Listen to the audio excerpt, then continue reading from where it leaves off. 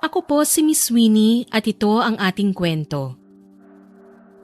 Papa, bakit po kayo sumisigaw kanina doon sa loob ng barangay? May kaaway na naman po ba kayo? Ibig bang sabihin, kanina ka pa dyan sa labas ng pintuan at nakikinig sa usapan ng mga matatanda? Sorry po, ang lakas po kasi ng boses niyo eh. Dinig hanggang doon sa tawid ng kalsada. Alam mo, dapat hindi mo yun ginagawa. Unang-una, politiko ang papa mo. Sa trabaho namin, delikado dahil posibleng may madamay na inosente. Ay, teka lang. Ano ba ang ginagawa ng prinsesa ko rito sa barangay hall? Magdadala po sana ng merienda para sa inyo. Eto ho, paborito niyong biko. Binili ko yan sa school kanina. Mukhang kailangan ko ring bumili ng palamig para sa inyo. Nax, bakit naman? Ang init kasi ng ulo mo, Papa eh. Sa totoo lang, dapat nga mag-back out ka na dyan tulad ng sinabi ni Mama. Manang-mana ka talaga sa mama mo, Esme. Kasi nga, delikado para sa inyo, lalo na ngayon na may sakit pa po kayo sa puso. Ayoko naman pong maulila. Shh! Huwag kang magsabi ng ganyan. Isa pa, ito na ang karera ng pamilya namin noon pa. Ang tumulong sa mga tao. Sanay naman din ako sa ganito, anak. Ay, dami niyo po talagang dahilan. 4:00 na pala pero tirik na tirik pa rin ang araw. Uuwi na po ako ha. Dadaan po ako sa tindahan para magpa-deliver ng tubig. Ay siya, sige. Mag-iingat ka ha. Ikandado mong maigi ang pinto at mukhang malilate ako ng uwi. Si Papa Jun na ang naging sandigan ko magmula nang mamatay si Mama. Masasabi ko napakaswerte ko pa rin na bata dahil hindi kailanman nagkulang si Papa sa pagpapalaki sa akin. Minsan nga, naiibsan ang kalungkutan ko dahil para nang buo ang pamilya namin dahil sa pag-aasikaso niya sa akin. Ngunit magmula nang makaupo ito sa pwesto bilang kapitan, may naging kahati na ako sa oras niya. Kadalasan, abala ito sa pamumuno sa iba't ibang organisasyon na bumubuo sa munting barangay namin. Habang ako naman, ginugugol na lang ang oras sa pag-aaral para doon man lang ay makabawi ako. Bago umuwi, sumaglit muna ako sa tindahan para magpa-deliver ng tubig. Oh, mukhang may maliit na chef na naman si Kapitan Jun ah. Bakit naman Kuya Kel? Ikaw ha, niloloko mo na naman ako eh. Pagbilan po ako ng 2 itlog, tsaka yung mineral water po namin ha, pa-deliver na lang po. Anong niloloko? Oh, tignan mo. Bibili ka lang naman dito sa tuwing malilate ng uwi si Kap galing sa duty, di ba? Opo, nakakasad nga lang dahil yun nga, wala naman akong kapatid na pwedeng makalaro sa tuwing wala siya. Alam mo, ganyan talaga sa una. Mahirap talagang makamove on kapag magulang na natin na nawala.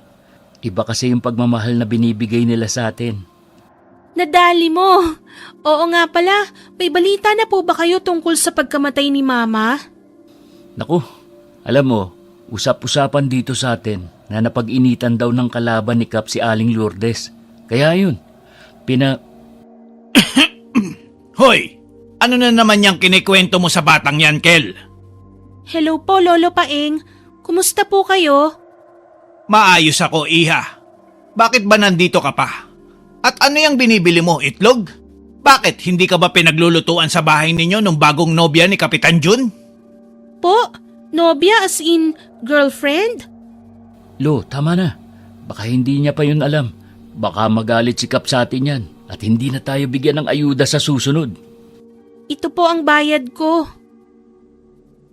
Para akong napahiya sa narinig na litanya ni Lolo Paeng. Nagmadali akong tumakbo pa uwi ng bahay. Hindi ko man nasisigurado kung tunay nga ba yun pero kumirot ang puso ko. Ilang minuto lang ako nagmukmok bago magluto ng hapunan. Matapos kumain, pinagmasdan ko muna ng maigi ang litrato ni Mama bago humiga sa kama upang magpahinga.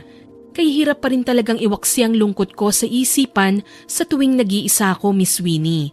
Dahil kahit ilang beses akong gumawa ng paraan para maging masaya, parati kong naiisip na gaano kaya kami kasaya ngayon kung nabubuhay pa si Mama. Pero ngayon ang sumasagi naman sa isipan ko ay papaano kung totoo nga ang binanggit ni Lolo Paeng na may panibagong nobya si Papa. Pilit kong iwinaksiyon sa isipan ko, ngunit isang araw... Anak, halika muna rito. May papakilala ako sa'yo. Oh, Papa, bakit naman po napaaga ang uwi nyo? First time kang mag-half duty ah. Sinundo ko muna kasi yung bagong mama mo. Oh, Gina, pasok ka.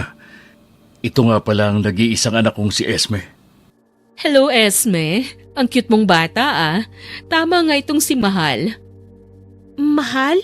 Papa, ano pong ibig sabihin nito? Kailan pa po kayo may girlfriend? Ganito kasi yun. Nakilala ko si Tita Gina mo sa... Kahit na po, kamamatay lang ni Mama. Tsaka, ano pong sinasabi niyong bagong Mama? Ano pong akala niyo kay Mama Lourdes? Laruan? Laruan na kapag nasira na, itatapon na lang basta? Hindi na ho kayo naawa. Anak, makinig ka muna sa akin. Malagim na trahedya ang sinapit ng mama mo. Mas lalo ako nalulungkot kapag nakikita kitang nangungulila dahil sa bigla niyang paglisan. Nalulungkot ba talaga kayo o naghahanap ng ikasasaya niyo? Pa, minahal niyo po ba talaga si Mama? Oo naman. Mahal na mahal ko ang mama mo. Pero bakit parang wala po kayong ginagawa tungkol sa pagkamatay niya? Totoo po ba yung narinig ko na pinatay si Mama ng kalaban niyo sa politika? Magtapat po kayo sa akin, please naman, Papa! Oo. Saan mo naman yan nabalitaan? Pati ba naman sa akin nagagawa niyong magsinungaling? Akala ko po ba, malubhang sakit ang ikinamatay ni Mama? Pasensya na, anak. Gusto lang kitang protektahan. Saan po? Sa kasinungalingan niyo? Hindi po kasi kayo nakinig sa sinabi ni Mama noon na huwag niyong pasukin ang politika. Kumaripas ako ng takbo palayo sa kanila, Miss Winnie, ni hindi ako nagpapigil sa istriktong boses ni Papa. Tanging alam ko lang, masama ang loob ko sa kanila. Hindi matutumbasang pagkadismaya ang nararamdaman ko dahil buong akala ko ay ibang lalaki si Papa. Ngunit yun ang isang pagkakamali ko. Katulad din pala siya ng mga tatay ng kaklase ko. Mga hindi marunong tumupad sa responsibilidad at pangako sa pamilya. Pansamantalang nakituloy muna ako sa munting tahanan nila Kuya Kel kasama si Lolo Paeng. Hindi yon alam ni Papa kaya laking gulat ko nang magpatawag ito ng mga tanod para imbitahan si Lolo Paeng sa barangay at nagpumilit akong sumama. Papa, parang awa mo na. Huwag mo silang ipakulong. Ako naman po kasi ang nagpumilit sa kanila na pansamantala muna ako magstay dun sa bahay nila eh. Hindi maaari ang gusto mo. Di bali sana kung inaalagaan kanila pero hindi. Tignan mo nga, ilang araw ka na palang lumiliban sa klase. Buti na lang at tumawag ang teacher mo sa akin. Ako rin naman po ang nagdesisyon na wag mo nang pumasok para makapagtinda ng kwek-kwek. Gusto ko ho kasing makaipon eh. Ha? Bakit naman sumagi sa isipan mo yan? Ayoko na po dito. Uuwi na lang ako sa probinsya. Dun sa mga kamag-anak ni Mama. Wala na rin naman po kayong oras para sa akin eh. Paano mo naman nasabi na wala na akong oras para sa'yo, Aber? Dahil ba busy ako sa pagsasaayos ng barangay natin at hindi ko na masyadong nakakalaro ang prinsesa ko? Opo. Ganun ba? Halika nga rito. Nakikiliti po ako. Tama na, Papa. Alam ko na. Di ba malapit ang loob mo kay na Kuya Kel at Lolo Paeng mo? Ganito na lang. Patatawarin ko sila pero sa isang kondisyon. Ano po yun? Umuwi ka na sa bahay. Bigyan mo ng chance yung Tita Gina mo. Promise ko sa'yo, mabait yun. Sa totoo lang, gustong gusto ka noon. O ano, ox ba? Okay po. Basta mag-promise ka na hindi mo po sila ipapakulong. Promise, prinsesa kong masungit. Napatawad ko rin naman siya noong araw na yon, Miss Winnie. Isinaisip ko na lang na baka naunahan lang ako ng galit, kaya nahusgahan ko kagad ang pagkatao ng bagong nobya ni Papa. Tiyak din namang magagalit si Mama kung malalaman niya ang nagawa kong pagsagot ng pabalang kay Papa June. Sinunod ko ang kasunduan namin na bigyan ng chance si Tita Gina. Sinimulan ko yon sa pagkilati sa mga kilos nito. Madalas, pasimple ko lang itong pinagmamasdan sa tuwing maglilinis ito ng bahay. Sa mga panahong yun, masasabi ko na mabuting tao nga ito. Bukod kasi sa masinop si Tita Gina ay maalaga rin ito sa akin. Sa tuwing papasok din kasi ako ng school ay bumibeso pa ito sa akin. Heto nga palang baon mo, Esme. Pinabibigay yan ng Papa Jun mo. Ay, tita, bakit po 15 lang tong baon ko? Ay, nagrereklamo ka? Malandi kang bata ka, ha? Wala tayong magagawa at yan lang ang binigay ng tatay mo. Nagmamadali kasi yun na umalis kanina. Mali ata ang nadukot sa bulsa. Carry bills na yan. Ganun po ba? Sige, pagkakasyahin ko na lang po ito. Salamat po, Ay, teka. Ito, 10 piso, ha? Idagdag mo sa baon mo. Talaga po? Aba, hindi ko po ito tatanggihan. Basta close na tayo, ha? Opo naman. Sige na, pumasok ka na sa school. Mag-iingat ka, ha? Sige po. Nga pala, may update na po ba sa kaso ni Mama? Hindi kasi nagsasabi si Papa na... Wala, hindi ko alam. Akala ko ba malilate ka na? Bakit hindi ka pa umalis nang makapagtinda na ako ng kakanin hanggat maaga pa? Ay, sige po. Pasensya na. Dumiretso na ako sa school matapos ng pag-uusap namin. Sa totoo lang, kahit alam kong maalaga sa akin ang bagong nobya ni Papa, hindi ko pa rin maiwaksi sa isipan ang napapansin kong kamalditahan sa pag-uugali nito. May mga oras din kasing nahuhuli ko itong sinasamaan ako ng tingin at kung minsan naman pinipiloso po ang sagot sa mga tanong ko. Ngunit ipinagsawalang bahala ko na lang yon. Ramdam ko naman na mahal nila ako at yon ang importante sa akin. Pero nagkamali ako sa pag-aakalang muling mabubuo ang pamilya namin. Nang minsan kasi ay naabutan kong nagtatalo sila ni Papa. Kaagad akong nagtago sa gilid ng bahagyang nakabukas na pinto ng kwarto nila. Ano ba? Tigilan mo nga ako.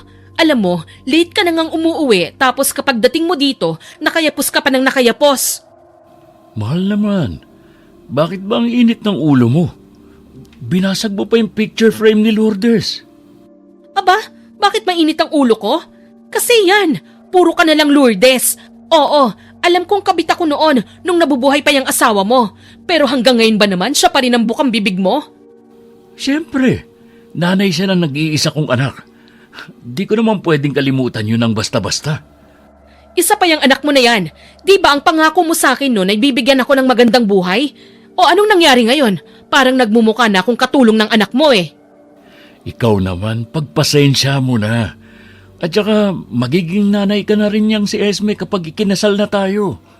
Bigyan mo lang ng konting panahon si Esme para mas makilala ka pa. Talaga? Paano na lang kapag nagkaanak tayo? Alam mo, dapat pauwiin mo na lang yung anak mo dun sa probinsya.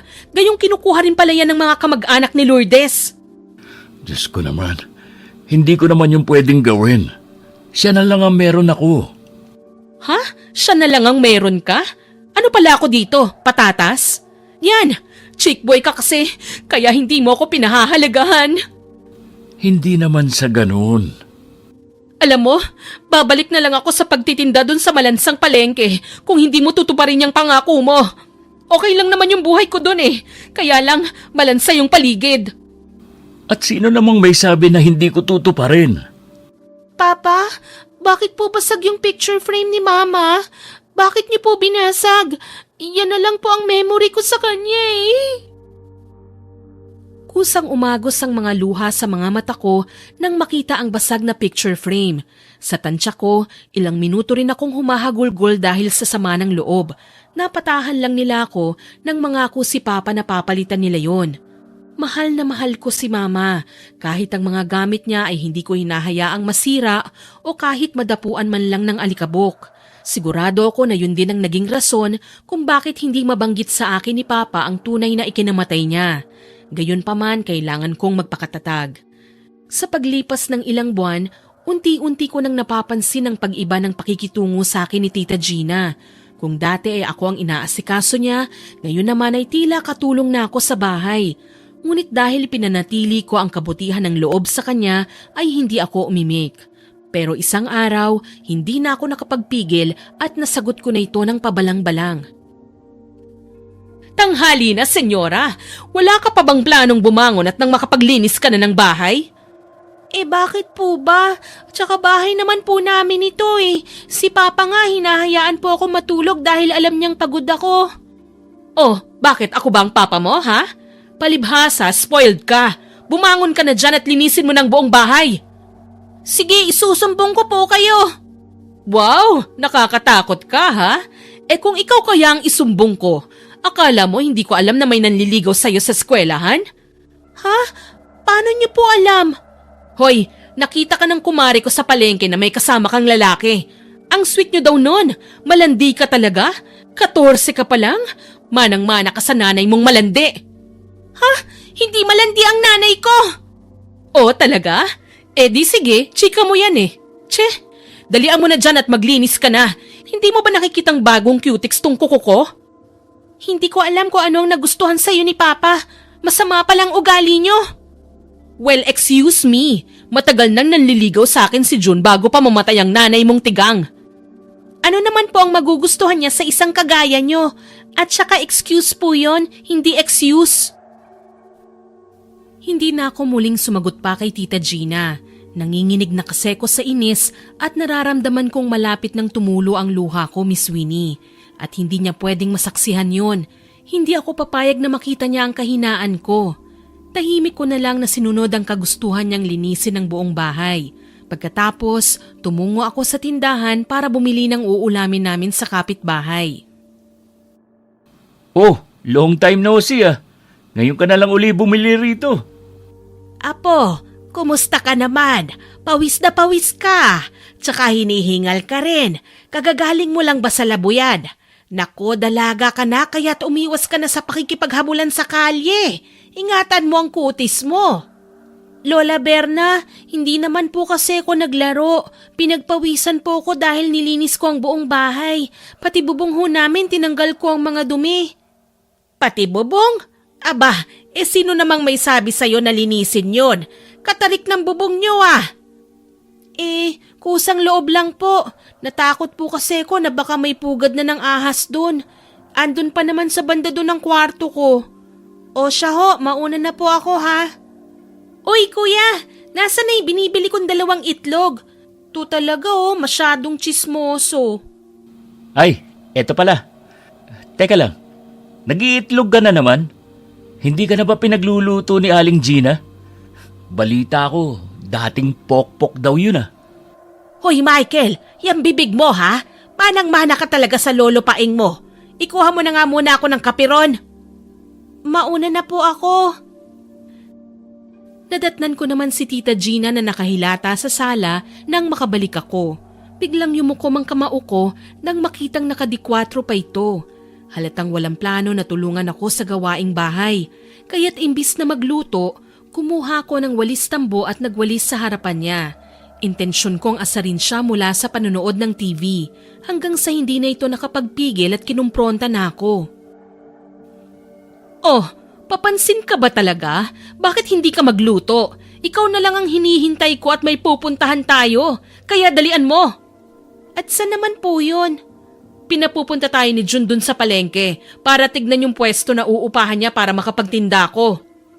Ano naman pong gagawin ko dun? Isa pa may gagawin pa po akong project ngayong araw. Aba, malamang nga tutulungan mo akong mag-ayos. Kung yung mga magulang mo itinuturing kang prinsesa nun, pwes ako hindi. Baka gusto mong isumbong ko kay Jun ang kalandian mo na yan. Oh, kumusta naman kayong dalawa rito? Esme, anak, pawis na pawis ka. Ah, nandito ka na pala. Halika, magpahinga ka muna. Sensya na ha, katatapos ko lang maglinis ng bahay ni hindi pa rin ako nakakaluto ng tanghalian. Ganun ba? O siya, ako rin naman hindi pa nanananghalian. Kaya maligo kayo at magbihis. Kumain na lang tayo sa labas. Mano po pa? Nagsimulang sumama ang loob ko nung araw na yon kay Tita Gina. Sinungaling pala talaga siya. Gayunpaman, mas naging maingat na lang ako sa bawat kilos ko. Samantala, buong akala ko'y matatapos na ang kasamaan ni Tita Gina pero malaking pagkakamali yun. Mas nagawa pa kasi nitong bilugin ang ulo ni Papa. Isang gabi kasi nung pagalitan ako ni Papa nang dahil sa kanya. Umamin ka. Bakit ang tagal mong umuwi? Di ba't alas 5 ang tapos ng eskwela mo? Pasensya na po, nakalimutan kong magpaalam. Sumaglit po kasi ako sa bahay ng kaskwela ko eh. Gumawa po kami ng project doon. Gumawa ng project? Baka naman may iba na kayong ginagawa. Ha? Ano pong ibig niyong sabihin? Sinabi sa akin ni Tita Gina mo na meron daw nanliligaw sa'yo. Ano? Wala ka bang balak na sabihin yun sa akin? At ano naman po sa tingin niyo ang ginawa ko? Lumandi? Kaya ako na late nang uwi dahil tinapos po namin yung project. Gusto ko lang naman mapasama sa honor list. Bakit? Hindi ka ba lumalande, Esme? Diba binawalan na kita noon na tapusin ang pakikipag-usap sa lalaking nanliligaw sa'yo? Pero hindi ka nakinig. Hindi po totoo yung sinasabi niyo. Hanggang kailan niyo po ba bibilugin ang ulo ni Papa? Ano yung sinasabi mo? Marunong ka na sumagot-sagot ah. Saan mo yan natututunan? Sa pakikipagbarkada? Hindi ho. Sinasabi ko lang naman po ang totoo na sinungaling yung girlfriend niyo. Binabastos po niyan si Mama. Pati ko, ako nga po parati ang naglilinis ng bahay tuwing wala kayo eh.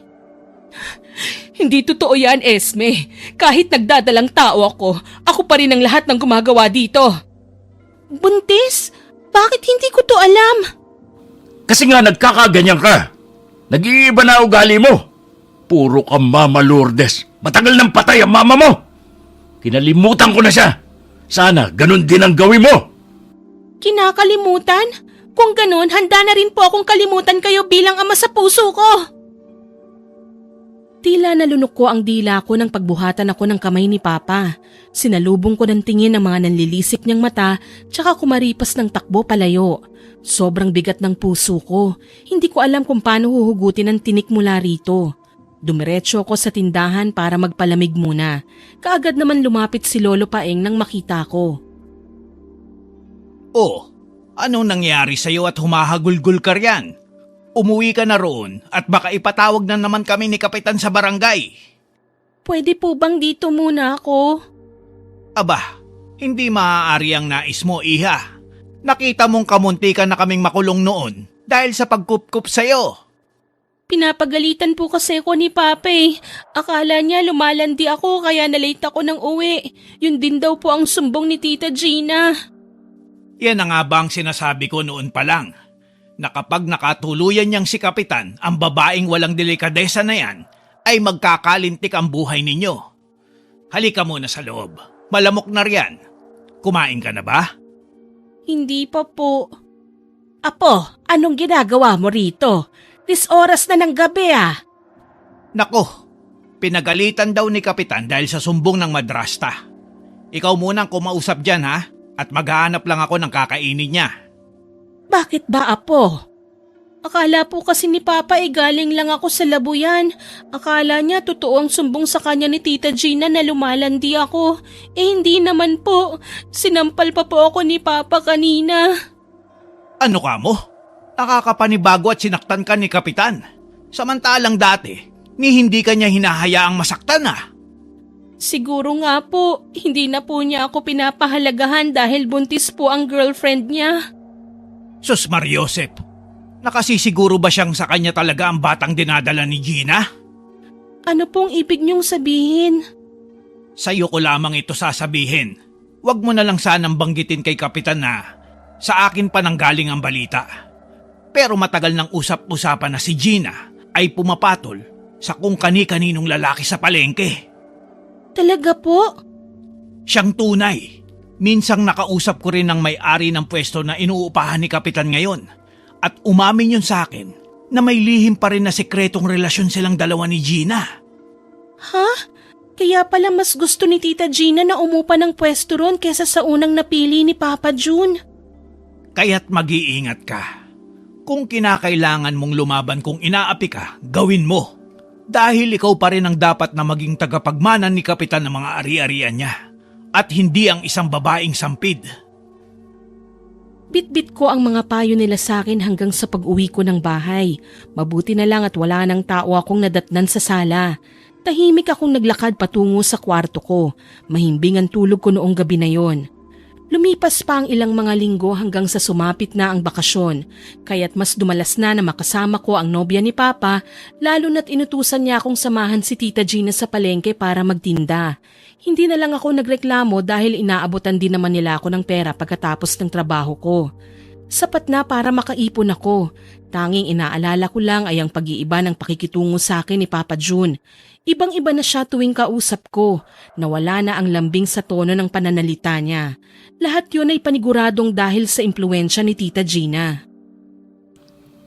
Hoy, ikaw, huwag ka na nakikipag-usap doon kina Kapaeng. Ilang beses na kitang sinabihan noon, ni hindi ka nakikinig. Pa naman, pati ba naman po sila ay pag-iisipan nyo ng masama? Tama na ho. Anong tama na? Magmula nang mapalapit ang loob mo sa mga kapitbahay natin, hindi mo na sinusunod ang mga bilin ko. Kayo lang din naman po ang dahilan ng hindi ko pagsunod eh. Paano ba naman hindi rin kayo nakikinig sa akin sa pag-explain ko kapag pinapagalitan nyo? Minsan nga naiisip ko hindi nyo na ako mahal eh kasi magkakababy na kayo ni Tita Gina. At ano naman yan sinasabi mo? Napakamadamdamin mong bata ka. Mabuti pa, i-deliver mo muna yung mga isda doon kina Enrile. Bilisan mo bumalik ka rin kaagad. May sasabihin nga po pala ako sa inyo. Oh, ano ba yan? Nung minsan po kasi, narinig kong usapan ng mga tindera si Tita Gina. Sabi nila dati raw po siyang pokpok. Ay nako, sa totoo lang, totoo naman ang mga usapan nila. Alin po? Napokpok talaga siya? Shh! Ang bibig mo! Oo, dating nagtatrabaho sa club yung si Gina. Doon ko siya nakilala. Pero ngayon, nagbago na siya. Nagmamahalan na kaming dalawa. O siya, i-deliver mo na yan at baka maging bilasa pa. Pasimpleng umuso muna ako bago inabot ang plastic ng mga galunggong na order ni Mang Enrile. Si Mang Enrile yung may-ari ng inuupahan namin na pwesto. Kaibigan daw ito ni Tita Gina. Pero sa totoo lang, tingin ko ay hindi lang pagkakaibigan ang namamagitan sa kanilang dalawa. Wala pa naman akong pruweba, Miss Winnie. Yun lang ang kutob ko. May mga araw kasi na nadaratnan ko si Mang Enrile na nakaluhod sa harap ni Tita Gina. Nakatapat ang tenga nito sa bandang tiyan ni Tita Gina at maingat nitong pinakikinggan ang pagtibok ng puso ng sanggol sa loob ng sinapupunan niya. Dahil bata pa lang ako, akala ko ay normal yon.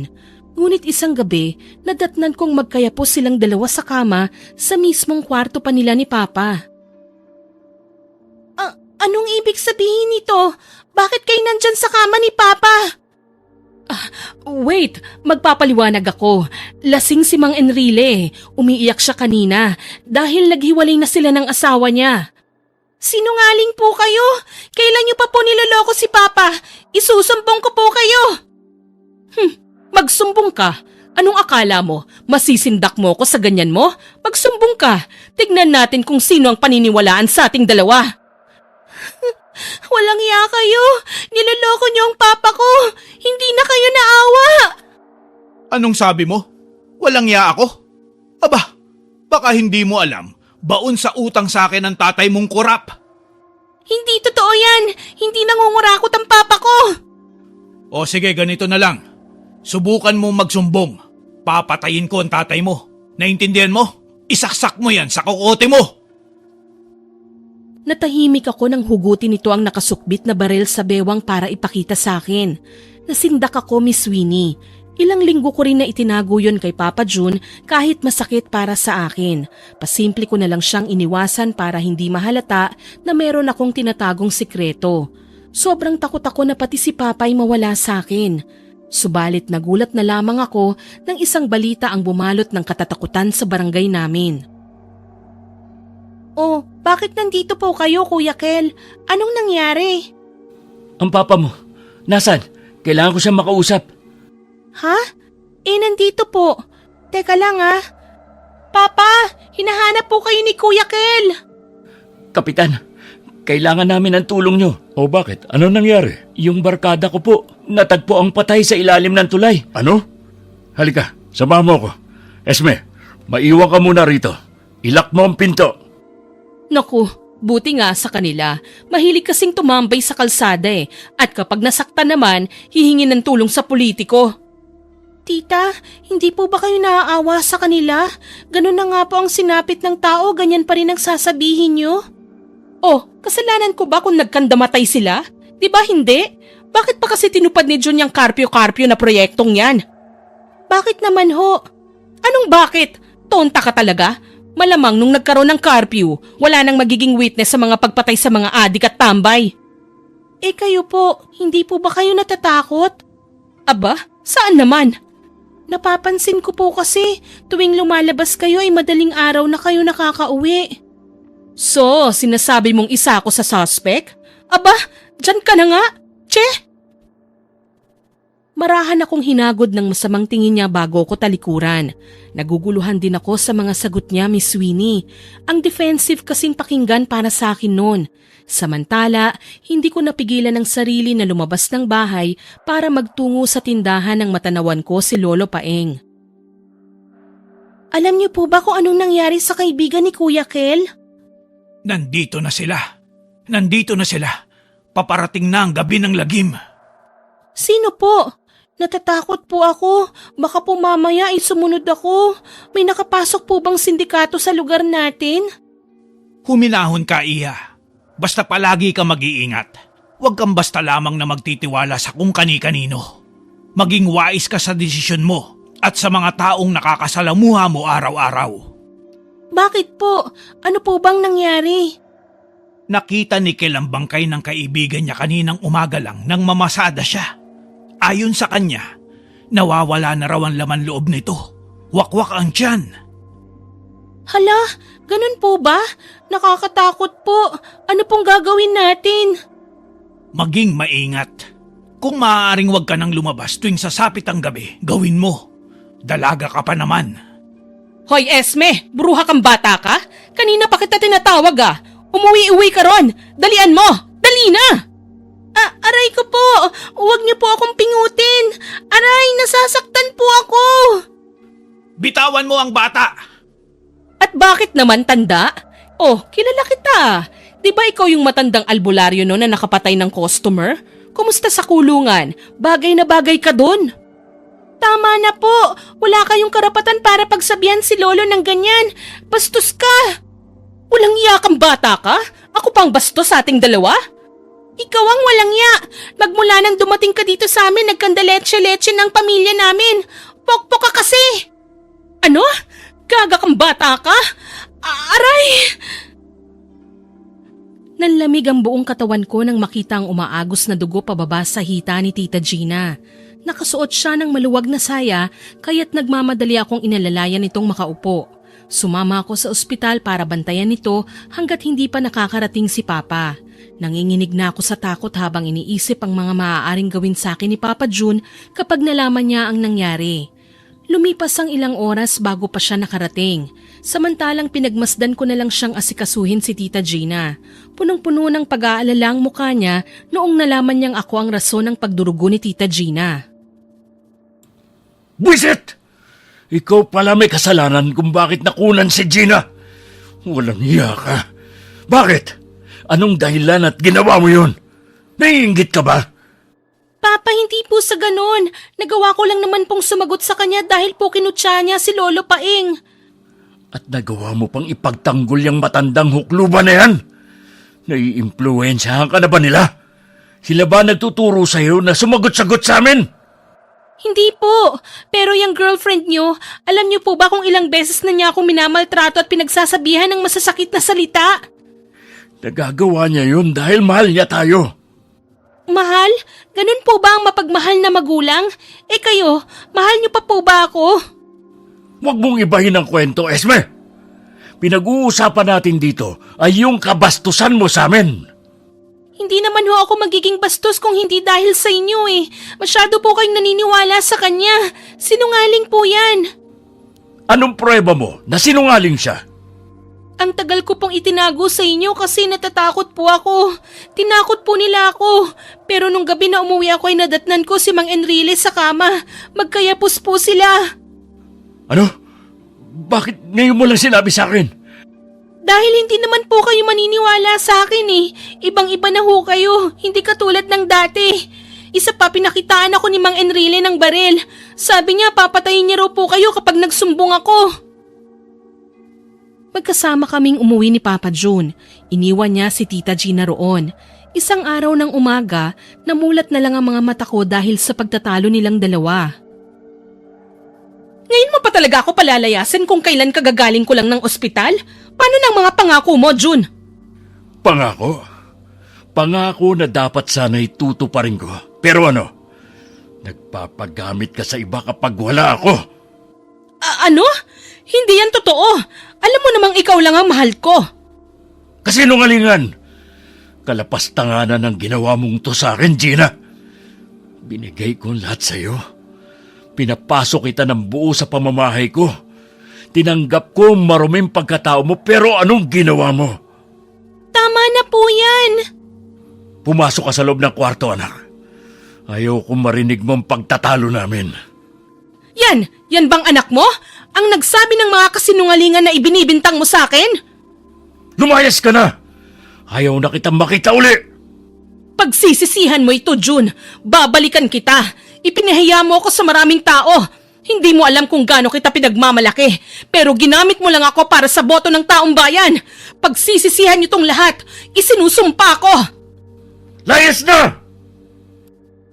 Buong maghapon kong binantayan si Papa nang mapansin na hinihingal ito.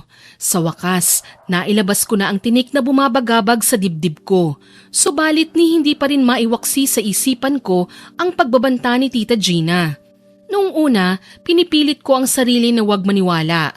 Baka kasi nasabi lang nito ang litanya kay Papa dahil sa galit. Ngunit bigla akong napaisip nang bigla na namang may natagpo ang patay. Katulad nung nauna, mas agresibo ang ginawang pagpatay sa biktima. Bukod sa wakwakan tiyan, ay halos hindi na raw makilala ang mukha nito, Miss Winnie. Ngunit mas lalong pagkatakot ang bumalot sa buong pagkatao ko sa mga sumunod na krimen. Esme, nasaan ka ba? Kanina pa kita tinatawag Pasensya na po, nasa likuran lang po ako at nagwawalis. Ang dami na naman po kasing dumi dun eh. Huwag ka nang magwalis doon. Mas makakabuti kung palagi tayo magkasama. Mas ligtas ka. Alam mo naman ngayon, hindi pa rin mahuli-huli kung sino ang suspect sa mga krimen na ito. Pero ano po ba sa tingin niyo ang pangunahing sanhi ng mga ito? Droga. Yun ang nakikita naming dahilan sa ngayon. Kaya kailangan naming simulan ng pagtaukhang sa lalong madaling panahon. Pero naniniwala po ba kayo sa mga aswang? At bakit naman napunta dyan ang usapan natin? Nabanggit po kasi ni Lolo Paeng sa akin na may paparating raw pong mga aswang sa barangay natin. Natatakot po ako sa mga posibleng mangyari. Shh! Huwag ka matakot. Basta simula sa araw na ito, iwasan mo ng paglabas ng bahay. Opo. Siya nga pala. Pasensya ka na doon sa mga nagawa ko sa'yo Mali ako na mas pakinggan pa si Gina kaysa sa'yo. Sana mabuo uli ang pagsasama nating dalawa bilang mag-ama. Huwag niyo pong alalahanin yon, Papa. Ang mahalaga, nasabi ko na po sa inyo ang lahat. Mas mabuti pa po kung ang iisipin natin ay yung kaligtasan ng mga tao dito sa barangay. Hayop ka, June! Anong ginawa mo kay Gina? Nakunan siya ng dahil sa inyong dalawa ng anak mo! Aba, gago to Narito pala ang kabit ni Gina. Bakit ka napasugod dito? Wala na rito nobya kung matagal mo nang dinidikitan. Sa'yo na siya. Isaksak mo sa baga mo.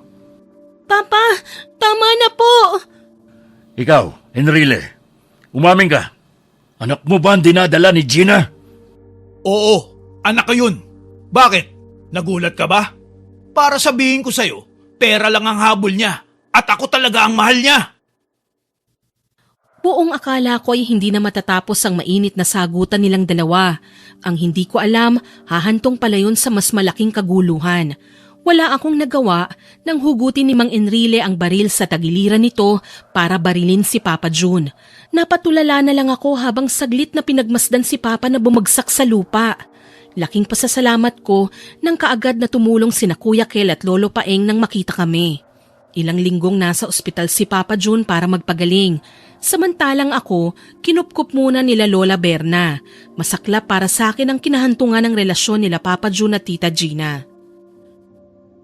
Apo, humigop ka na muna ng sabaw ng tinola.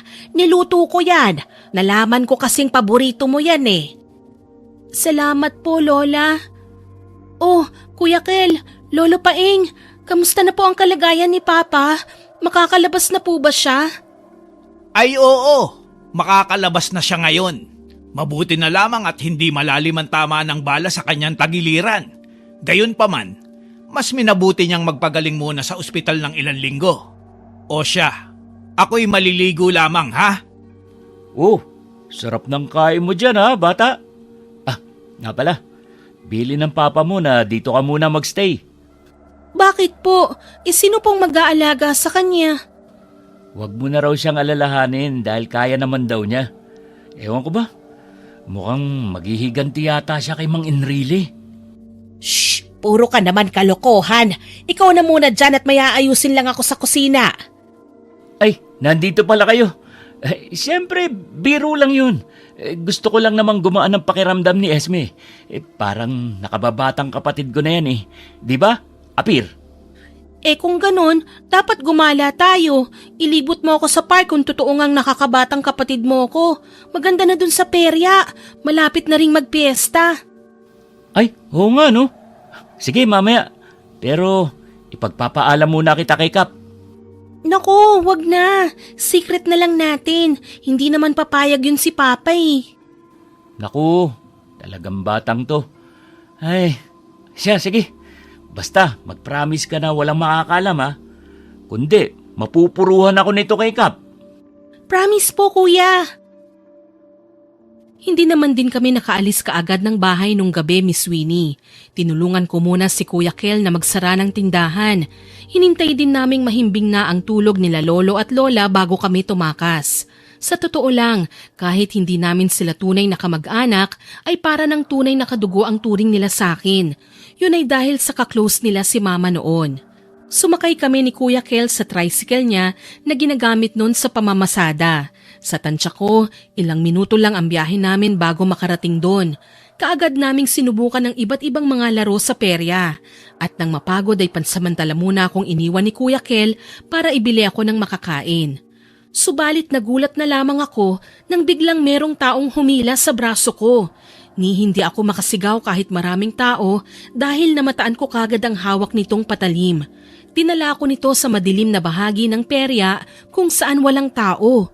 Puro talahib na sa pinagdalhan niya sa akin. Tita Gina, ano pong ginagawa niyo? Isusumbong ko po kayo. Diyan ka naman magaling eh, kasi sumbongera ka. Akala mo ba hindi ko kayo babalikan? Kayo ang may kasalanan kung bakit nakunan ako. Ninakaw niyo ang anak ko sa akin. Mga walang iya kayo. Pero kayo po ang unang nagloko. Kayo ang pumasok sa buhay ni Papa. Tinanggap ka ho niya kahit maruming babae ka. Pero anong ginawa niyo? Sinira niyo ang tiwala sa iyo ni Papa. Higit sa lahat, pinaako mo sa kanyang sanggol na hindi naman siya ang ama. Yun naman talaga dapat ang ginagawa sa tatay mong walang kwenta. Dapat pineperahan. Kung ganon, kayo po ang walang ya. Tulo! Shh! Huwag kang maingay. Subukan mong may makarinig sa'yo.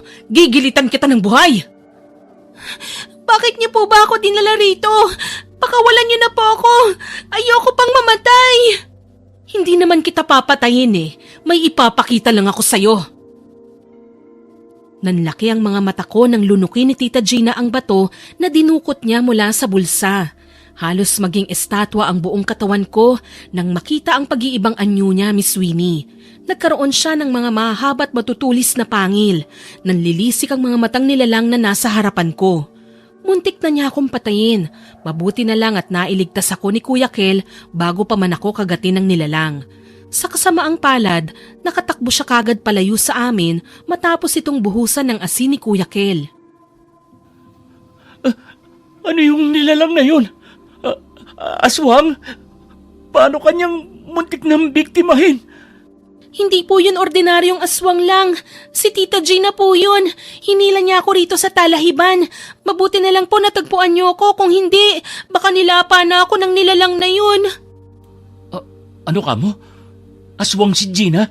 Teka, paano naman mangyayari yun? Hindi ko rin po alam pero natatakot po ako na baka balikan niya ako. Anong gagawin ko? Huwag kang matakot. Nandito lang ako. Siguro kailangan na nating umuwi para maibalita ito kina Lolo Paeng na alam kong makakatulong sa atin. Ibig sabihin po ba, siya ang pumapatay sa mga natatagpo ang patay dito sa barangay natin? At saka, paano kung nandyan lang siya sa tabi at nag-aabang sa atin? Paano po tayo makakauwi? Kumalma ka. Hindi niya tayo magagalaw dahil meron pa naman akong natitirang asin. Sausawan sana to ng binili kong balot. Sige po. May mga kasama ba siya nung kinuha ka niya? Teka nga, paano ka ba niya nakidnap? Hinila lang niya po ako basta. Hindi naman po ako nakahingi kagad ng tulong dahil may patalim siyang dala. Sinabi pa niya, papatayin niya ako kapag may nakarinig sa akin. Hayop siya. Puro kahayupan ang hatid niya rito sa barangay natin. Magbabayad siya. Tinakot niya po ako. Sabi niya babalik daw siya para maghiganti sa atin. Nagmamadali kaming umuwi ni Kuya Kel. Nadatnan namin na nasa harapan na ng tindahan si Lolo Paeng at hinahanap kami. Nasermonan pa nga si Kuya Kel dahil sa ginawa naming pagtakas. Nang kumalma na ang dalawang matanda, doon na namin isinumbong ang lahat. Bakas na bakas ang pag-aalala sa mukha ni Lolo Paeng kaya't kaagad muna kaming pinapasok sa loob ng bahay nito. Kinausap niya kami na mas lalong mag-ingat mula kay Tita Gina. Sabi ko na nga ba, tama ang nararamdaman kong kakaiba dyan sa babaeng yan. Sana pala, nakinig na lang ako sa kutob ko noon para wala nang madamay. Kutob? Ano pong kutob? Noong araw na makunan yan, hindi siya makatingin sa mata ko. Buong akala ko, ganun talaga siya dahil sa marami siyang itinatagong sikreto. Ngunit nagkamali ako. Isa pala siyang aswang. Kung ganun, paano po siya naging aswang? Sabi ng mga katropa ko sa akin, bayarang babae yang si Gina. Kadalasan daw ng mga customer niya mga suki sa tindahan sa palengke. Yan ang nararapat nating alamin, Kel. Kunin mo ang mga kagamitan ko sa likod ng bahay. Ikaw naman, dito ka lang, Esme, ha? Opo, natatakot po ako. Paano kung balikan niya ako sa bahay namin? Paano kung pati si Papay idamay niya? Ayoko pong maulila. Kumalma ka, Iha. Magmula sa gabing ito, hindi ko nahahayaan na meron pang mabiktima yang si Gina. Siya nga pala, maaari mo bang ikwento sa akin kung paano mo nakita yang si Gina na maging aswang? Nakakatakot po ang itsura niya. Para siyang baliw. Meron po siyang nilulun na bato pagkatapos naging aswang po siya. Lintik, nasa kanya ang mutya ng aswang. Ngayon, kinakailangan nating malaman kung kanino niya nakuha yon. Mutya? Ano po yun? Shh! Baka marinig tayo ni Berna. Mahabang kwento, Iha. Sa ngayon, kinakailangan natin matukoy ang pinanggalingan nun. Baka po may kinalaman si Mang Enrile. Magsanggang dikit po kasi sila ni Tita Gina Kinabukasan, binalitaan nila kagad si Papa Jun tungkol sa malatrahedyang nangyari sa akin. Mabilis naman ang aksyon na ginawa ng mga barangay tanod. Kaagad silang nagsagawa ng checkpoints, Miss Winnie. Kaya lang mas pinaniniwalaan nila na baka may teroristang nakapasok sa lugar namin. Habang kami naman ni Lolo Paeng ay abala sa paghahanap kay Mang Enrile. Ilang linggo kaming naghanap bago pa namin ito natukoy. Nasa ibang lugar na siya at kasalukuyang naglalaro ng sabong kasama ang mga lalaking hindi namin nakikilala. Buwisit! Kayo na naman! Ano bang kailangan nyo sa akin? Pera? Aba sabihin nyo! Perwisyo kayo sa buhay ko eh! Nasaan si Gina? Ilabas mo siya! Malay ko! Mukha ba akong hanapan ng nawawalang tao? Tsaka sino ka ba? Uy teka, ikaw yung apo nung nakulong na albularyo, di ba? Ano kung ako nga? Alam mo, wala akong planong magsayang ng oras para kausapin ka. Sabihin mo na lang kung nasan si Gina para tapos na ito. Hindi ko nga alam. Bakit ba ang kulit mong bugo ka? At nagsama ka pa talaga ng bata ha? Hoy Esme, mag-iingat ka. Apo ng kriminal yung kasama mo. Sige ka, baka ikaw na ang nakahandusay dyan sa kalye. Walang iya kayo. Kung meron man dapat mamatay, kayo dapat yun. Binaril niyo si Papa. Bakit hindi pa kayo nakukulong? Dahil may kakampi kong politiko. Oh, bakit parang nagulat ka? Hindi ba sinabi sa'yo ng tatay mong hambog kung gaano karumi ang politika? Hindi, at wala akong pakialam. Sige, pero para sabihin ko sa'yo, malapit nang patalsikin si Jun sa pwesto. Dahil kumabit siya sa isang maruming babae. Kasiraan sa imahe ng lugar natin. Halika na. Umuwi na tayo. Babalikan ko kayo, Mang Enrile. Ipakukulong ko kayo. Mabigat ang loob kong umuwi, Miss Winnie. Bukod sa hindi namin nakuha ang sagot na nais namin, tumatak sa isipan ko ang binanggit ni Mang Enrile na malapit nang patalsikin si Papa Jun sa pwesto. Nalulungkot ako para sa kanya. Isang umaga, mahinahon akong lumapit kay Papa Jun nang makita ko siyang nakaupo sa sala. Tahimik niyang pinagmamasdan ng litrato ni Mama. Halatang malalim ang kanyang iniisip. Papa, ito po ang kape oh. Higupin niyo po muna, baka lumamig pa. Kumusta na po ba ang pakiramdam niyo? Yung sugat niyo po, magaling na po ba? Salamat. Magaling na ako. Nga pala, saan ba kayo nagpunta ni Kel kahapon? Pasensya na po at hindi ako nakapagpaalam. Pero sinubukan po naming hanapin si Mang Enrile para sana itanong kung saan nagtatago si Tita Gina. Hindi mo na dapat gawin yun, anak. Isa pa, hindi mo naman yun trabaho. Dapat nga igugulin mo ang oras mo para maghanda sa susunod na pasukan. Nagigilty po kasi ko kung hindi ko kayo tutulungan eh. Bakit naman? Dahil po naisip ko na isa rin naman ako sa may kasalanan kung bakit nagkaganito ang sitwasyon natin ngayon. Hinayaan ko kayong paikutin ni Tita Gina, ni hindi ko rin po natupad ang pangako ko kay Mama na aalagaan at babantayan ko po kayo. Huwag mo nang alalahanin yon. Wala ka namang kasalanan. At saka matagal nang natuldukan ang relasyon namin ni Gina. Yung relasyon nyo lang po ang natuldukan, yung problema hindi pa.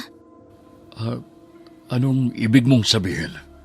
Totoo po ba na mapapatalsik na kayo sa posisyon nyo bilang kapitan? Saan mo naman nalaman ang tungkol dyan? Hindi pa naman isinasa publiko ang balitang yan Sabi po ni Mang Enrile, nga pala mukhang LQ din sila ni Tita Gina. Ano na po ang plano? Hindi na kumibo pa sa akin si Papa Jun, pero kung tatansyahin ko, mismong siya rin ay naguguluhan. Hindi nagtagal, nagkatotoo nga ang sinabi sa akin ni Mang Enrile. Tuluyan nang napatalsik sa pwesto si Papa. Ayon sa mga kwento, dahil daw yun sa lumulobong kaso ng krimen na hindi makontrol ni Papa. Sa kanya raw ibinunto ng lahat. Unti-unting bumalik ang buhay namin ni Papa sa normal. Madalas magkasama kami sa bahay. Kung minsan naman ay nagtutungo siya sa palengke para mag-supply ng mga isda. Kami ang sandigan ng isa't isa, kaya't hindi kami makakapayag na magkahiwalay kami. Subalit hindi pa rin natapos doon ang lahat dahil mas dumalas ang mga natatagpo ang patay sa barangay maging sa ibang lugar. Kaya dali-daling kinausap ni Papa si Lolo Paeng upang humingi ng payo. Kailangan ninyong mag-ingat. Kayo ang pakay ni Gina. Hindi siya lulubay hanggat hindi nakakapaghiganti sa inyong pamilya. Maging mapanuri kayo sa paligid. Wala bang ibang paraan para wakasan ang mga ito? Masyado lang maraming nabibiktima si Gina. Tiyak na lubusan siyang nagalit. Magmula nang namatay ang anak sa sinapupunan niya. Opo, napanood ko po yung palabas kamukha ng nangyari ngayon. Yung kurason ang unang aswang. Pero bakit hindi po mga bata ang binibiktima niya? Bakit pati ang mga matatanda isinasama niyang biktimahin? Dahil magmula nang hiwalayan ni Kapitan Jun si Gina, ay pakiramdam nito'y wala na siyang kwentang babae. Naging usap-usapan din siya sa palengke ng mga dati niyang kumare. Naging tampulan siya ng kwento magmula nang ikalat ni Enrile ang sekreto niya sa madla. Ano? Kung hindi pa ninyo alam, matagal nang hiniwalayan ni Enrile si Gina magmula nang malaman nitong hindi rin sa kanya ang bata sa sinapupunan ng nobya mo noon. Ibig sabihin, may kabit pa siyang iba? Panigurado ang sinasabi mo. Hindi ako makapaniwala sa balitang hatid ni Lolo Paeng, Miss Winnie. 3 lalaki ang nagawa niyang pagsabay-sabayin. Kaagad namang kumilos si Papa June para hanapin ito. Hindi ko na siya napigilan. Mabuti na lang natagpuan niya ito. Ayon sa narinig kong usapan nila, binigyan daw nito ng mutya ng aswang si Tita Gina upang makapaghiganti sa amin noon. Wala raw itong kaide-ideya na gagamitin ito sa mas masamang paraan. Wika ni Lolo Paeng, kinakailangan naming magsagawa ng programa kung paano labanan ng mga aswang. Subalit walang nakinig sa kanya at nabugbog pa siya. Galit pa rin sa kanya ang mga tao dahil sa aksidenteng pagpatay niya sa nagpapagamot noon sa kanya. Kumusta na po ang pakiramdam niyo? Sana ay maging maayos na po ang pakiramdam niyo. Naniniwala naman po ako sa inyo eh. Salamat, Iha. Ngunit mas makabubuti siguro kung magmula sa araw na ito ay putulin na natin ang koneksyon sa isa't isa. Ha? Bakit naman po? Ano pong problema? Nakita mo naman siguro kung paano ko saktan ng mga tao. Kung paano nila walang awang bugbugin ako. Natatakot ako na baka pati ikaw ay madamay. Huwag po kayong mag-alala. Kung sila hindi naniniwala, iibahin niyo po ako. Alam ko naman pong hindi niyo sinasadya ang nangyari. Pero ano po ba talaga ang nangyari noon? Taong 1987, aksidenteng napatay ko ang isang turista na dumayo rito na magtangka akong gamutin siya. Kinulam siya. Akala ng marami, ginahasa ko ang turista kaya ako nakulong. Ginahasa? Bakit? Hindi po ba nila inimbestigahan? May kaya ang pamilya nila. Huli ko nang nalaman na pinalabas nila na ginalaw ko nga ang kaawa-awang biktima para ako ang madiin sa kaso. Ngunit alam ng Diyos na inosente ako. Wala akong ginagawang masama. Naniniwala po ako sa inyo. Kung ganon, maaari niyo po ba akong turuan ng mga kakayahan niyo sa paglaban sa mga aswang? Maaari. Pangako ko sa'yo. Tuturuan kita kapag tuluyan na akong gumaling. Ilang linggo pa ang lumipas bago tuluyang gumaling si Lolo Paeng sa mga sugat at mga pasa na natamo niya. Tinuruan niya ako kung paano gamitin ang buntot pagi at kung saan dapat hampasin ang aswang gamit ito. Matagal-tagal din ako bago natuto dahil maingat ko ring inaral ang tamang paggamit ng itak. Sa huli, nalaman ko rin na mayroong angking kakayahan si Kuya Kel sa paglaban sa mga aswang. Oh, magaling ka nang humawak ng sandata. Anong plano mo ngayon? Pwede niyo po ba akong samahan na rumonda tuwing gabi? Seryoso ka? Alam mo, bukod sa kakayahan, kailangan mo rin ng lakas ng loob para harapin ang mga aswang. Hindi sila basta-bastang mga nilalang. Naiintindihan mo? Opo, kaya nga sana samahan niyo ko. Sino pa bang magtutulungan bukod sa ating dalawa? Tayo lang yata ang may kakayahang lumaban sa mga aswang dito sa lugar natin eh. Kung sa bagay, may point ka. G ka ba mamayang gabi? Magkita tayo sa labas, mga 11:00. Susunduin kita sa bahay nyo. Basta siguruhin mo lang na hindi ka makikita ni Kap, ha? Opo!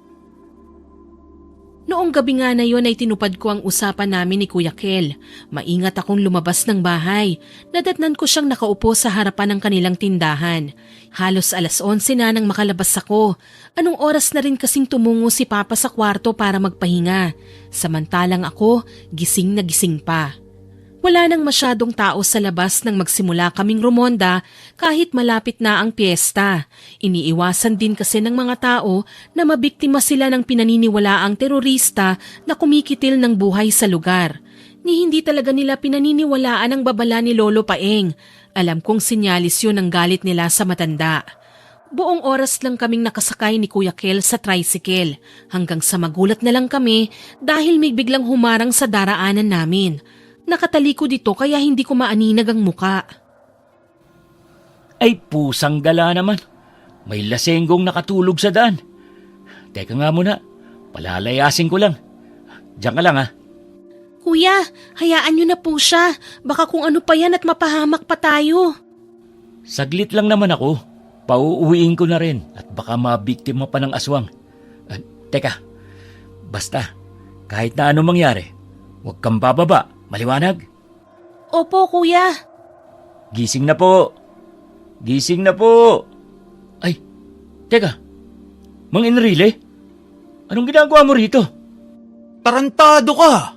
Hanggang dito ba naman? Sinusundan mo ako? Ano bang gusto mo? Magpatayan tayo? Hindi ikaw ang pakay namin dito. Huwag kang magpaka-importante. Diyan ka na nga. Sinasabi mong wala akong kwentang tao? Ganun Hetong sayo! Hindi ko napigilan ng sumigaw nang agawin ito kay Kuya Kel ang hawak na arnis. Hindi ito nagdalawang isip na ihampas ang kahoy sa likod niya. Hindi ako makasigaw para humingi ng tulong. Wala kasing mga tao at bahaya na malapit dito. Mabilis na lang akong bumaba sa tricycle at sumubok na awatin ng dalawa. Subalit masyado silang malakas kaya tumalsik lang ako papalayo sa kanila. Nagulat na lamang ako nang merong malaking itim na aso na lumapit sa kanilang dalawa. Nasaksihan ko ang pagkagat ng nilalang sa balikat ni Mang Enrile. Hinila ko si Kuya Kel palayo sa mga ito. Kaya lang, nagpumilit siyang lapitan ito para sabuyan ng asin ng nilalang. Susugod pa sana ito sa kanya, ngunit inunahan niya na ito ng paghampas ng buntot pagi. Tinamaan ang aso sa tagiliran. Wala na itong buhay nang bumagsak sa lupa. Laking gulat ko nang bumalik ito sa pagiging anyong tao. Kuya, aswang siya! Anong gagawin natin? Saan natin itatago ang katawan niya? Huwag ka maingay. Tumawag tayo ng tulong. Tatawagan ko si Kapitan. Teka lang. Natawagan niyo na po ba? Oo, parating na sila. Diyan ka na muna. Pasensya ka na. At nasaksihan mo ang krimen na ito. Okay lang po. Masasanay din ako. Esme! Anak! Ano nangyari dito? Papa, aswang po. Nakapatay po kami ng aswang. Dapat po iroronda lang kami pero si Mang Enrile po. Lasing siya. Humarang siya sa dadaanan. Kaya napatrobol kami, Kap. Pero nagulat na lang kami dahil merong malaking aso na umatake sa kanya. Pa, hindi lang si Tita Gina yung aswang. Meron pa pong iba. Lintik yan. Walang dapat makaalam nito. Mananatiling sikreto ang nangyaring ito hanggat wala tayong ebidensya. Maliwanag ba? Hindi pa po ba sapat na ebidensya ang nangyaring ito? Tignan niyo po si Mang Enrile. May sugat po siya sa leeg. Kahit na. Pagkakamalan lamang nila tayong nasisiraan ng ulo kung ipipilit natin ito. Siguradong sa akin pa nila ibibintang ang pagkamatay ni Enrile. Sa puntong yon nalinawan na ako. Natatakot si Papa na baka sa kanya isisi ang lahat kapag nalaman ng taong bayan na patay na si Mang Enrile. Hindi naging madali para sa amin na itago ang krimen, Miss Winnie. Nagbulag-bulagan kami hanggat hindi natutukoy ang pinagmulan ng mga aswang. Dahil sa mga nangyayari, mas dumalas ang pakikipagtalakayan namin kay Lolo Paeng. Kailangan ko nang gamitin ang aking kakayahan upang mapuksa ang pinanggalingan ng mga aswang. Kaya nyo na po ba? Huwag nyo pong pilitin ang katawan nyo. Pero sa tingin ko marami po sila. Sa tingin ko hindi po natin sila basta-basta matatalo. Yun din ang aking naiisip. Gayunpaman, kailangan natin silang maunahan. May suspecha ka na ba kung saan nakuha ni Gina ang mutya? Wala pa po eh. Sandali lang. Ano? Mutya? Oo. Pasensya ka na't hindi kita nasabihan patungkol dito. Itinago ko sa'yo dahil baka atakihin ka na naman sa puso. May alam ako kung sino ang may hawak ng mutya ng mga aswang dito sa lugar natin. Ngunit hindi ko alam kung siya nga ang tinutukoy nyo. Talaga po? Pwede po ba akong sumama? Hindi nila ako isinama, Miss Winnie. Mas makakabuti raw para sa akin na manatili sa bahay. Subalit gumawa ako ng paraan para masundan sila. Palihim kong sinundan sina Lolo at Lola. Pumasok sila sa isang makipot na eskinita. Masukal at napapaligiran ng mga puno. Doon ay kinausap nila ang isang matanda. Hanggang bewang ang haba ng mapuputing buhok at nakasuot ito ng itim na saya. Bigo akong mapakinggan ang kanilang pag-uusap dahil mahina ang boses nila. Mas tumaas ang tensyon sa boses ng matanda matapos isisi ni Lola Berna rito ang lahat. Tanging narinig ko lang, ninakaw ng isa pang nobyo ni Tita Gina ang mutya. Nagpanggap akong walang alam nang makauwi sa bahay. Delikado na talaga sa panahon ngayon. Iha, isuot mo ito. Yan ang magsisilbing proteksyon mo para sa gabing ito. May problema po ba? Kailangan nating maging mas alerto. Napag-alaman naming may iba pang aswang na naging kakampi si Gina para subukang sakupin ang lugar natin. Ha? Talaga po? Kung ganun, kailangan na po nating wakasan ang kasamaan nila. Nasaan ang papa mo? Hindi ko rin po alam eh. Hindi ko po siya nadatnan sa bahay kanina nung umuwi ako. Malapit nang lumubog ang araw. Makasasama para sa kanya kung aabutin siya ng gabi. Pero panigurado naman pong maraming tao dyan sa kalye dahil piyesta po ngayon. Ngunit sasapit pa rin ang kabilugan ng buwan. Si Kapitan ang pakay ni Gina. Kaya't kailangan natin protektahan ang papa mo. Si Papa rin po ba ang pakay ng mga kasamahan niyang mga aswang? Hindi, Iha. Ayon sa dating aswang na kasalukuyang nangangalaga ng mutya na ninakaw ni Gina, nagnanais ang mga kasamahan nito na maghari sa lugar natin. Panigurado pa raw na nakipagkasundo si Gina sa mga ito para matulungan siyang patayin si Kapitan Jun. Binalot ng naghahalong kabat-takot ang kalooban ko nang bigo kaming mahanap si Papa Jun. Ni anino man niya ay hindi namin makita. Inabot na kami ng 10 oras ng gabi sa paghahanap. Puno naman ng mga tao ang kalye. Yun nga lang, meron silang kanya-kanyang selebrasyon. Halos humahagulgul ako sa isang gilid ng tahanan ni Lolo Paeng. Nanginginig ang buong katawan ko, Miss Winnie. Butil na ang pawis na tumutulo sa liig ko. Ilang beses ko mang sundin ang payo ni Lolo na kumalma pero hindi ko magawa. Maya-maya pa, nagmamadaling pumasok si Kuya Kel sa loob. Tila hingal na hingal siya at kaagad na hinanap si Lolo Paeng. Ano pong nangyari sa inyo, Kuya Kel? Nakita niyo po ba si Papa? Hindi ko siya nakita. Nasaan si Lolo? Nandito po. Lolo! Nandito na po si Kuya Kel! Si Lola. Natagpuan ko siyang patay. Yung katawan niya, nawawala na yung mga lamang loob. Ano? Diyos ko!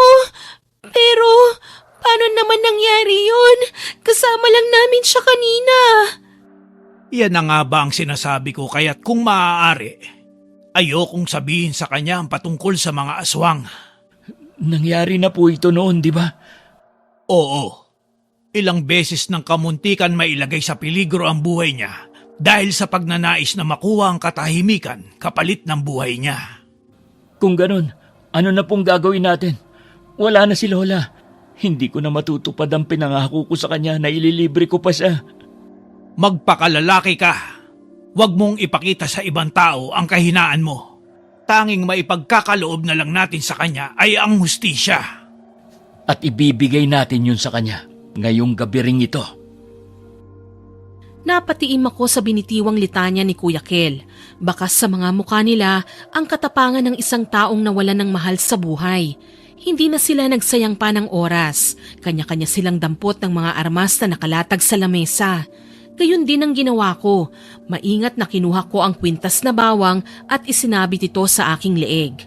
Buong tapang naming tinahak ang madilim at masukal na daan patungo sa kung saan natagpuan ang bangkay ni Lola Berna.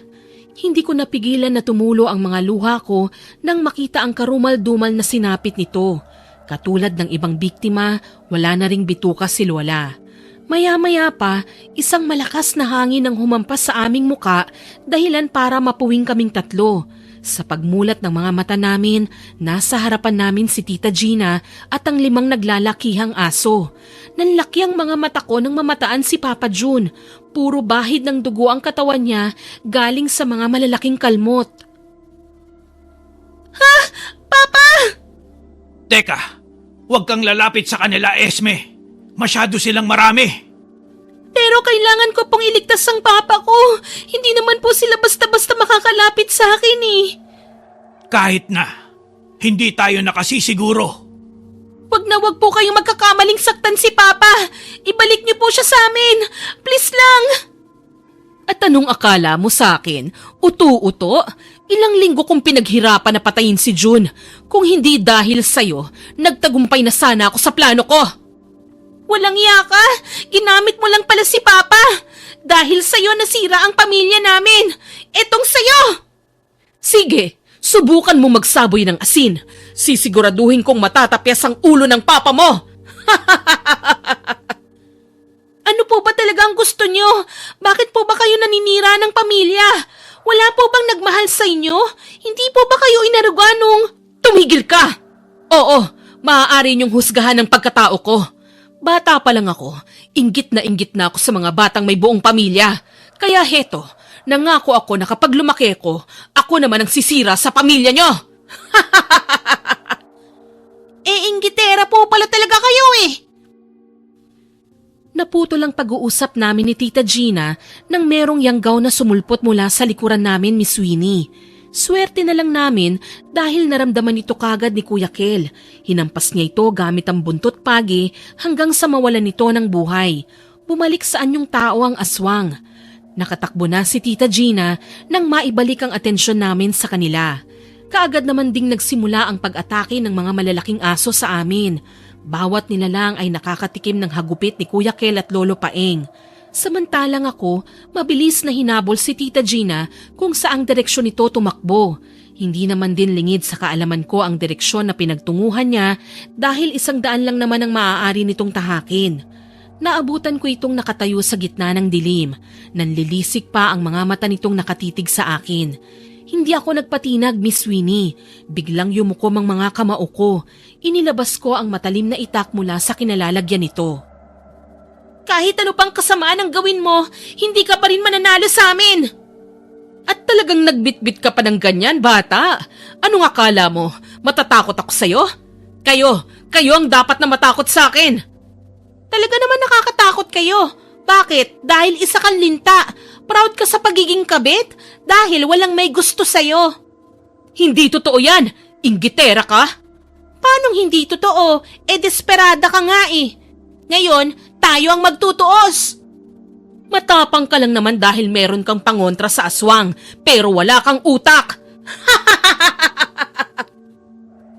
Panatag ang loob kong hubarin ang lahat ng pangontra na nakasabit sa leeg ko. Sa totoo lang, napipikon ako sa mga litanya na sinasabi ni Tita Gina. Gayunpaman, bibigyan ko siya ng patas na laban. Ipinakita ko sa kanyang inihagis ko ang bawang at agimat sa malayo. Marahan akong napapikit. Inalala ang bawat itinuro sa akin ni Lolo Paeng. Ngunit nawala sa isipan kong meron nga palang mutya si Tita Gina. Nilunok niya ito sa harapan ko. Malaking pagkakamali yon para sa akin. Katulad ng inaasahan, nag-ibang anyo na naman ito. Sinubukan kong tagain ang nilalang nang sugurin ako nito. Subalit masyado itong maliksi. Daplis lang ang inabot nito sa akin, Miss Winnie. Nanlilisik ang mga mata nito. Mahaba ang mga pangil nito.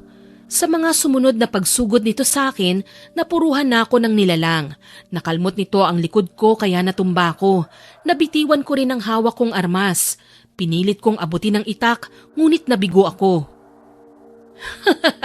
Sabi ko naman sa'yo wala kang binatbat dahil lampa ka. At ngayon, isusunod na kita sa nanay mo! Hindi mangyayari yon. Paanong hindi? Wala ngang tutulong sa'yo. Yung 2 kasama mo wala na. Sana nga napatay na rin sila ng mga kasamahan ko para wala ng problema. Hayop ka talaga. Hayop na kung hayop. Pero ito na ang katapusan mo. Walang iya ka! Layuan mo yung bata at ako ang harapin mo! Buhay ka pa talaga, tanda. Sa huli tayo maghaharap. Tama na yung kademonyuhan mo, Gina. Ngayon natin tapusin ang laban. Ipaghihiganti ko mga kinuha mong buhay. Isa ka pang duwag ka? Alam ba ng lolo mong uugod-ugod na nakabuntis ka? At hindi lang yon, tinakasan mo ang responsibilidad mo bilang ama. Pare-pareho lang talaga kayong mga lalaki. Kasunod na nakakagulat ng mga salitang yon ang pagsugod nito sa 2. Samantalang ako, pinanatili ang pagkakaupo sa lupa. Ni hindi ako makagalaw sa pagkagulat, Miss Winnie.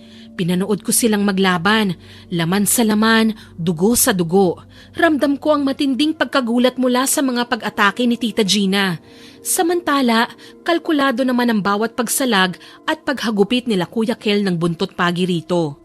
Napapasigaw na lamang ang nilalang sa tuwing matatamaan ito ng buntot pagi sa ilang parte ng katawan. Dahil doon, mas naging agresibo pa si Tita Gina. Yun ang dahilan ng mas lalong nagpadugo sa mga sugat nitong natamo.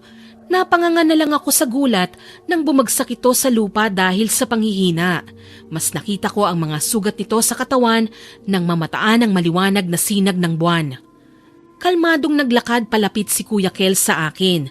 Inalalayan niya akong makatayo at ibinigay sa akin ang nabitiwang armas kanina. Buong tapang kong kinuha yun. Inalalayan naman niya ako papalapit kay Tita Gina. Nangihina na ang katawan nito. Ilang saglit pa, nakarinig kami ng ingay mula sa grupo ng mga taong papalapit sa kinaroroonan namin. Mga kapitbahay! Tulong! Tulungan niyo ako! Papatayin ako ng pamilyang baliw! Hanggang kailan kayo magsisinungaling? Sige, hayaan po natin silang makita kayo. Pero nasan po ang mutya? Ibigay niyo sa amin. Hindi! Kahit kailan hindi ko ipagkakaloob sa inyo ang kapangyarihan ko. Hindi pa ako tapos sa inyo. Wala po kayong kapangyarihan. Kahit kailan, hindi magiging kapangyarihan ang nanggaling sa pagnanakaw. Tulad ng pagnanakaw na ginawa niyo kay Papa. Buisit ka talaga? Salamat po, pero nasan nga po ang hinihingi ko?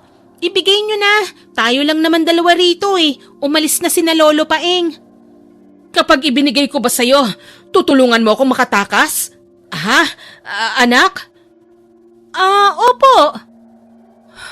O sige, heto, alagaan mo yan makapangyarihan yan. Tulungan mo akong makatayo. Teka, anong ginagawa mo? Bakit mo ko tinatali? Pasensya na po, hindi po kasi ako utu-uto. Ako ang magwawakas sa kasamaan ninyo. Mahigpit kong tinali ang mga kamay niya sa likod, Miss Winnie. Siniguro kong hindi ito makakawala pa. Pagkatapos, nagmadali akong tumakbo papalapit kina Lolo Paeng na ngayon ay kasama na ang mga taong bayan. Mas nagliwanag pa ang kagubatan dahil sa mga lampara na bitbit nila. Ipinaliwanag nila Lolo Paeng at Kuya Kel na si Tita Gina ay isang aswang. Noong una hindi pa naniniwala ang mga ito, ngunit ipinakita ko ang bato ng mutya. Sa huli, napaamin din namin si Tita Gina. Inako nito ang kasalanan sa pagpatay sa mga kababayan namin. Binuhat si Tita Gina ng mga tao. Iginapos nila ito sa isang malaking patay na puno ng mangga. Pinuhusan ito ng gasolina at saka sinilaban. Sa harap namin, unti-unting nasunog ang katawan nito. Tanging palahaw na lang nito ang narinig namin bago pa man ito bawian ng buhay. Nang masigurong ligtas na ang lahat, pinuntahan namin si Papa June. Nakahandusay ang katawan nito sa lupa. Napanatag naman ang loob ko nang mahigpit nitong hawakan ang kamay ko. Nagpagaling naman si Papa sa ospital ng ilang buwan bago pa siya tuluyang makalabas.